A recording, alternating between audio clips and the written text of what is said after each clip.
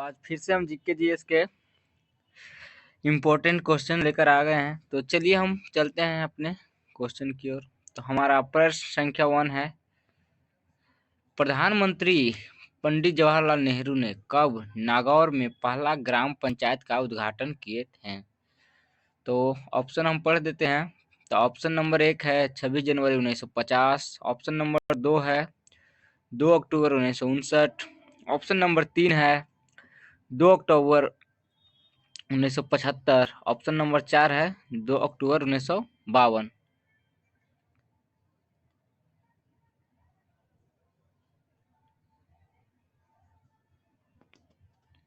तो इस प्रश्न का सही उत्तर हो जाएगा ऑप्शन संख्या 2 यानी 2 अक्टूबर 1959।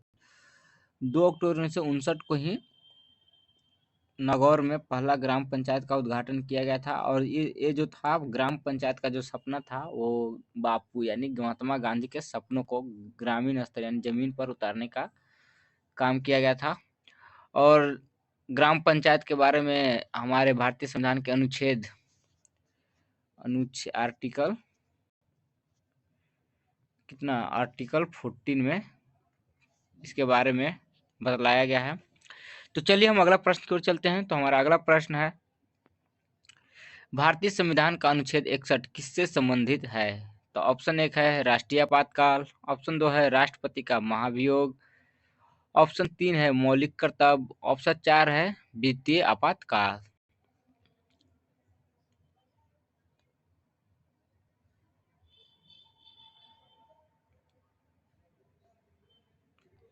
तो इस प्रश्न का सही उत्तर हो जाएगा ऑप्शन संख्या 2 यानी राष्ट्रपति का महाभियोग। अनुच्छेद 61 जो है राष्ट्रपति के महाभियोग से संबंधित है।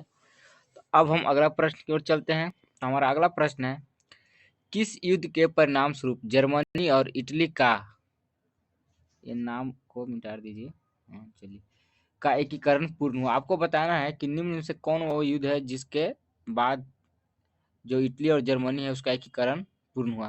तो ऑप्शन 1 है क्रीमियन का युद्ध 1854, प्रथम बाल्कन युद्ध 1912, सेडान का युद्ध 1870, सिडोवा का युद्ध 1866, सॉरी 1866।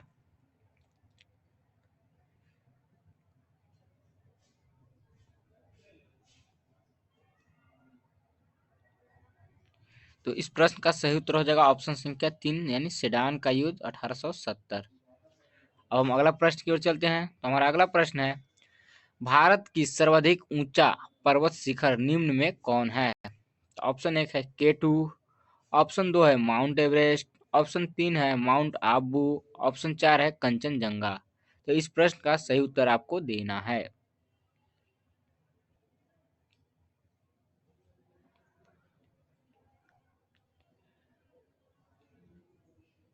तो इस प्रश्न का सही उत्तर हो जाएगा हमारा ऑप्शन संख्या 1 यानी K2। अब हम अगला प्रश्न की ओर चलते हैं। तो हमारा अगला प्रश्न है, राज्यसभा कितने दिनों तक धन विधेयक को अपने पास रोक सकता है? तो ऑप्शन 1 है 15 दिन, ऑप्शन 2 है 25 दिन, ऑप्शन 3 है 36 दिन, ऑप्शन 4 है 14 दिन।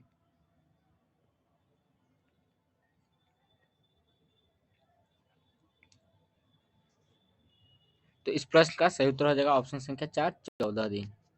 अब हम अगला प्रश्न की ओर चलते हैं। तो हमारा अगला प्रश्न है, 1977 के चुनाव में जनता पार्टी का नारा था। आपको बताना है 1977 में जो जनता पार्टी चुनाव लड़ा तो उसका नारा क्या था? तो ऑप्शन संख्या 1 है खाद्यान्न उत्पादन में वृद्धि, हरित क्रांति, लोकतंत्र बचाओ, गरीबी हटाओ।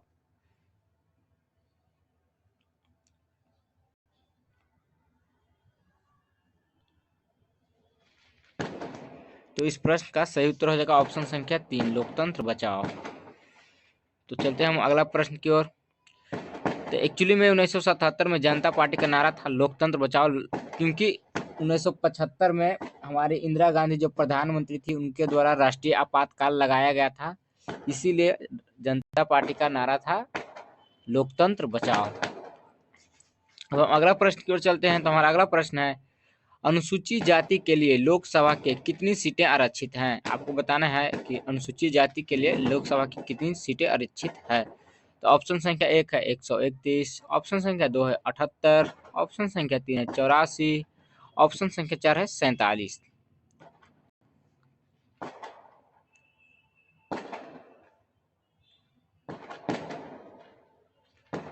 तो इस प्रश्न का सही उत्तर हो जाएगा ऑप्शन संख्या 3 यानी 84।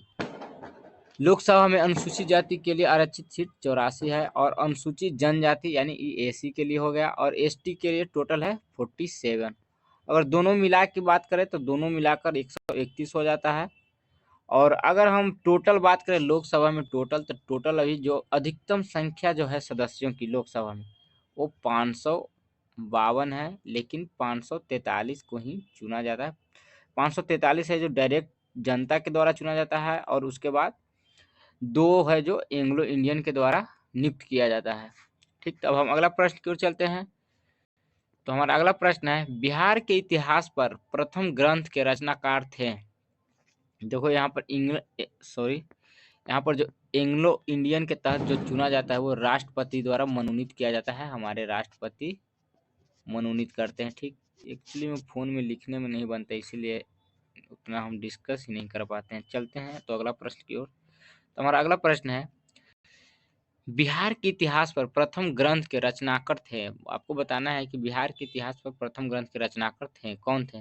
तो ऑप्शन 1 है अब्दुस समद, ऑप्शन 2 है संत इमादुन कलंदर, ऑप्शन 3 है मोहम्मद गौस, ऑप्शन 4 है अली मोहम्मद शाह अजीमाबादी।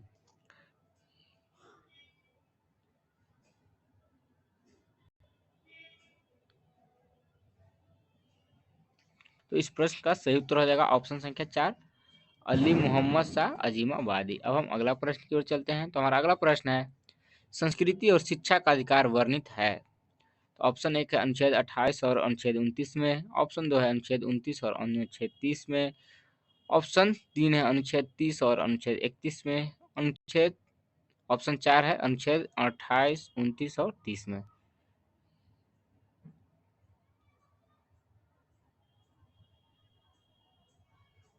तो इस प्रश्न का सही उत्तर हो जाएगा ऑप्शन संख्या 2 29 और 30। 29 और 30 में ही वर्णित किया गया है संस्कृति और शिक्षा का जो अधिकार है, क्योंकि 29 और 30 में ही किया गया है। ठीक, अगला प्रश्न की ओर चलते हैं। तो हमारा अगला प्रश्न है, निम्न में से कौन सरकार के तीसरे अंग के रूप में जाना जाता है। तो ऑप्शन 1 है संघ लोक सेवा आयोग, ऑप्शन 2 है चुनाव आयोग, ऑप्शन 3 है सर्वोच्च न्यायालय, ऑप्शन 4 है स्थानीय व्यवस्था स्वशासन।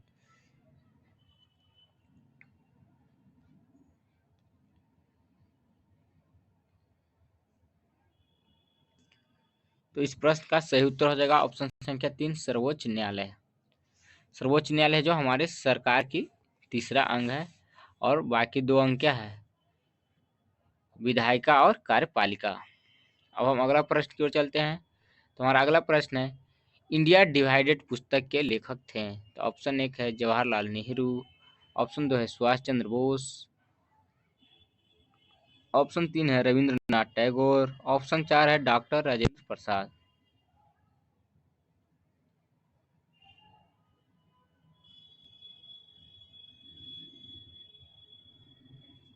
तो इस प्रश्न का सही उत्तर हो जाएगा ऑप्शन संख्या 4 यानी डॉक्टर राजेंद्र प्रसाद। अब हम अगला प्रश्न की ओर चलते हैं। तो हमारा अगला प्रश्न है, वर्तमान में कितने राष्ट्रीय दल का दर्जा प्राप्त पार्टियां हैं। आपको बताना है वर्तमान में कितने ऐसे पार्टी हैं जिसको राष्ट्रीय दल का दर्जा प्राप्त है। तो ऑप्शन 1 है 6, ऑप्शन 2 है 7, ऑप्शन 3 है 8, ऑप्शन 4 है 9।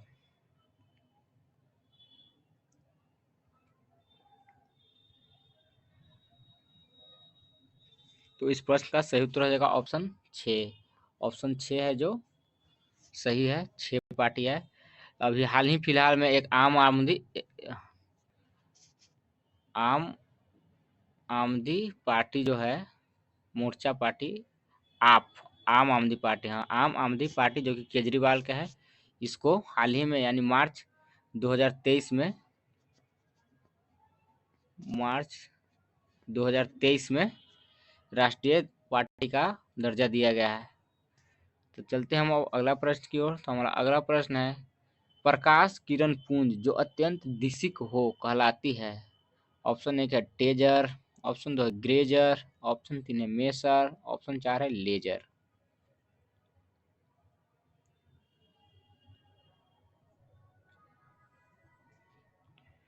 तो इस प्रश्न का सही उत्तर हो जाएगा ऑप्शन संख्या 4 यानी लेजर। अब हम अगला प्रश्न की ओर चलते हैं। तो हमारा अगला प्रश्न है, प्रसिद्ध तवांग मठ किस राज्य में स्थित है? तो ऑप्शन 1 है असम, ऑप्शन 2 है सिक्किम, ऑप्शन 3 है आंध्र प्रदेश, ऑप्शन 4 है अरुणाचल प्रदेश।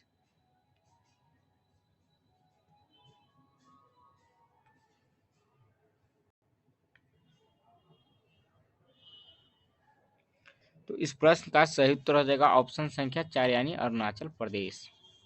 अब हम अगला प्रश्न की ओर चलते हैं। तो हमारा अगला प्रश्न है 1551 में अकबर के प्रसिद्ध सेनाध्यक्ष राजा मान सिंह ने निम्नलिखित में से किस जनजाति को हराया था? तो ऑप्शन 1 है लोहरा, ऑप्शन 2 है मुंडी, ऑप्शन 3 है चेरी, ऑप्शन 4 है संताल।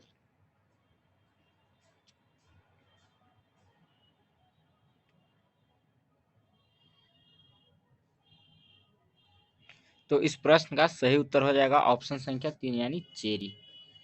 तो आज का सेशन यहीं पर समाप्त करते हैं। तब तक के लिए धन्यवाद। तो चैनल को सब्सक्राइब करना ना भूले और बेल आइकन को दबा के रखिए ताकि नोटिफिकेशन मिलते रहे। अभी फिलहाल वीडियो कुछ इस तरह से ही आएगा, जीके जीएस की वीडियो जस्ट लाइक क्यूज की तरह। आगे से हम जितना भी वीडियो लाएंगे सब में डिस्कशन होगा, क्योंकि अभी हमारा ट्रेनिंग चल रहा है प्लस में एग्जाम भी है तो उसका प्रिपरेशन करना होता है।